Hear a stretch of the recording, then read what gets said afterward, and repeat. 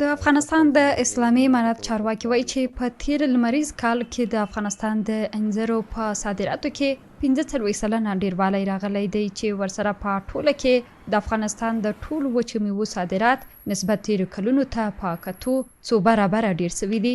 د صنعت او سوداګرۍ خونې مرستیال یونس مومند وایي چې تیر کال له افغانستان څخه د نړۍ مختلفو هیوادونو ته د 1.50 میلیونو ډالرو په ارزښت 22,000 ټنه انځر صادر شوي دي چې دا د افغانستان د صادراتو په برخه کې یو لوی ګام او لاسته راوړنه ده. د مومند په وینا چې اوس مهال افغان سوداګر د نړۍ ګوټ ته کولی شي چې خپل محصولات پر وخت هم د هوا له لارې او هم د ځمکې له لارې صادر کړي. سږکال زموږ میوه د پوره سږکال په پرتله زموږ صادرات په سلو کې 45% افزود دي چې د هغو د جملې څخه انځر هم دي. انځر سږکال موږ 22,000 ټنه انځر صادرات کړي دي چې مجموعي قیمت یې 1.55 میلیونه ډالر کېږي.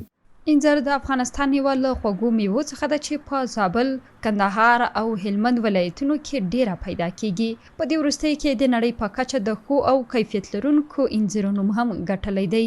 انځر پلورونکي وایي چې د افغانستان انځر په طبیعي ډول سره پخیږي او هیڅ کومه کیمیاوي عملیه نه ورباندې ترسره کیږي.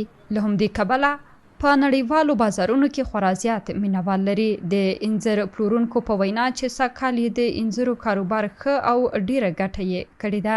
دوی وایي چې انځر هم په کور دننه او هم له هیواده بهر مینوال لري چې اکثره خلک یې د ډالۍ په توګه بهرنۍ هیوادونو ته له ځانه سره وړي. انځر خلک ډیر وړي، ډیری یې بهر ته لیږي د ډالۍ په ډول یا هم د درملو په حساب. انځر خلک ډیر خوښوي. د ژمي په میاشت کې انځر بازار ته راوځي، البته وچی، نو کار او بار یې ښه دی، وخت یې ډیر د زر نه خرابیږي. د انځرو کښت او کرکیله له پخوا زمانو څخه په افغانستان کې دود ده چې په دې وروستیو کلونو کې نړیوال بازار هم موندلی دی. که چیرته د افغانستان د انځرو د صادراتو لپاره په نړیواله کچه زمینه برابره سي نو د افغانستان په صادراتو کې به د پام وړ زیاتوالی راسي. مریم هوتک، CMG، کابل.